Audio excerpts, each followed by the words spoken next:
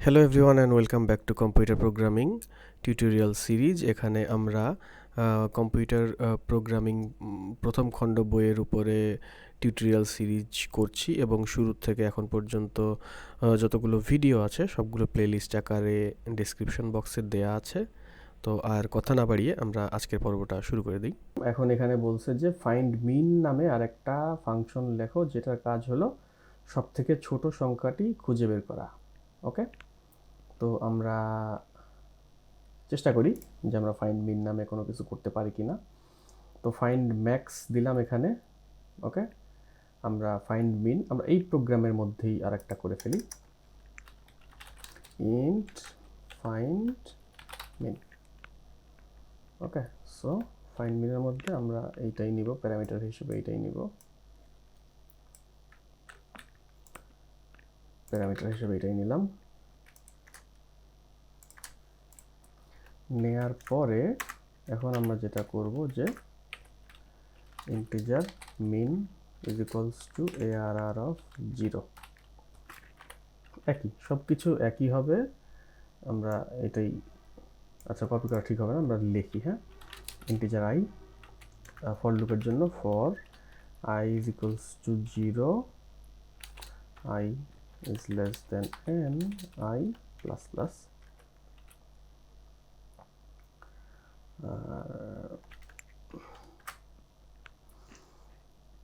If ARR of I.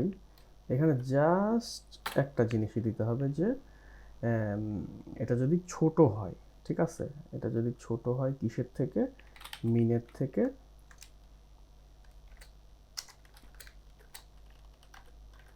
ছোট হলে min is equals to ARR of I.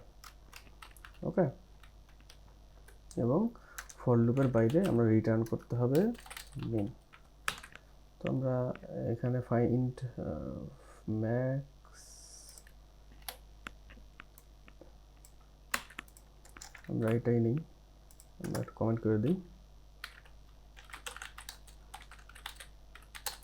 CM value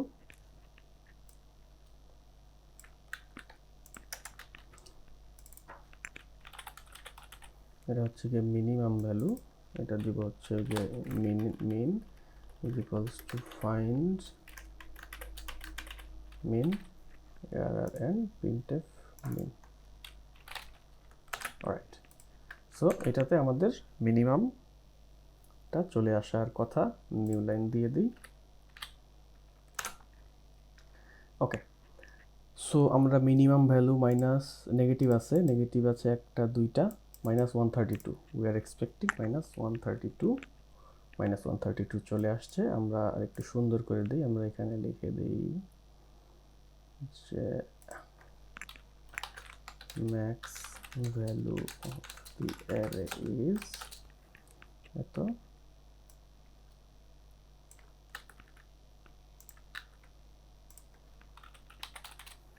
এটাকে দিয়ে দিলাম মিনিমাম। আচ্ছা, আমাদের আরও কিছু ইনস্ট্রাকশন দেওয়া আছে, সাম এভারেজ। তো আমরা আশা করি যে আমরা করতে পারবো, তারপর আমরা এখানেই করে ফেলি, এটা আর সময় লাগবে না আর কি, ঠিক আছে। তো এটা হচ্ছে গিয়ে ফাইন্ড, কি লাগবে, find some integer some is equals two, আচ্ছা সাম মানে হচ্ছে গিয়ে সবগুলোর যোগফল, ঠিক আছে। তো সবগুলোর যোগফল, এটা আমাদের যে এর ভ্যালু আর লাগবে না, মিনিমাম ম্যাক্সিমাম, আমরা যোগফল ধরে নিলাম 0, ঠিক আছে, সবগুলোর যোগফল 0।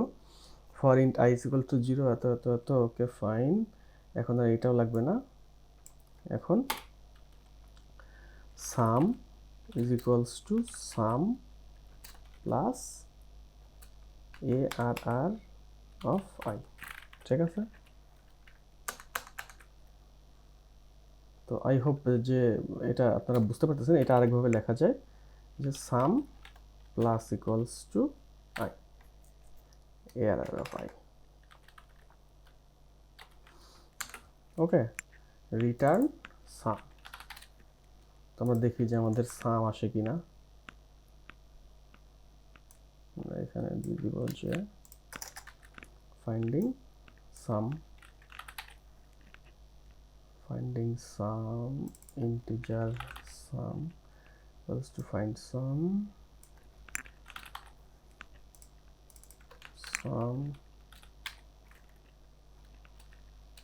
of the array values is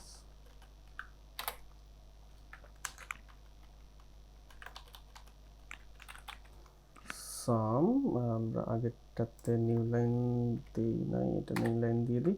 এবার আমরা দেখি যে আমাদের সাম কত আসা উচিত। আমাদের সাম আসা উচিত -100 plus 53 plus 22 plus 83 plus 23 plus 89 -132 plus 201 plus 3 plus 85 327 আমাদের অ্যান্সার আসা উচিত। দেখি যে 327 আসে কিনা। Sum of the array is 327। Okay, চলে আসলো। অ্যান্ড আরেকটা বাকি আছে, সেটা হচ্ছে কি average find AVG, integer AVG. Okay, so আচ্ছা সামই হোক, ইন্টিজার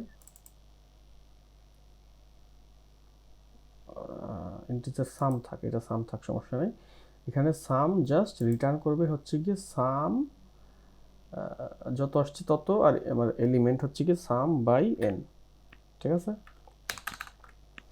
তো সাম বাই এন মানে যোগ করে জাস্ট ওইটার টোটাল কতগুলো এলিমেন্ট আছে সেটা দিলেই তো হবে, রাইট? সো এভিজি যদি দেই, AVG find AVG average of the array values is AVG, এখানে নিউ লাইন দিয়ে দিই। তাহলে আমাদের অ্যাভারেজ কত আসে, কত 327 বাই 11 29 20। আমরা ইন্টিজার যেহেতু দিছি 29, আমরা দেখি যে আগে ইন্টিজার 29 আসে কিনা, তারপরে বাকিটা করতেছি। ইজ 29, আচ্ছা 29 আসছে। ওকে, সো এইটাই এই চ্যাপ্টারের শেষ প্রোগ্রাম ছিল। এরপরে আর একটা ছোট্ট প্রোগ্রাম আছে, সেই প্রোগ্রামটা আমরা, যদিও বা এটা আমরা অলরেডি পরিচিত, তারপর আমরা লিখে অল্প একটু দেখব যে সেই প্রোগ্রামে আসলে কি বলা আছে।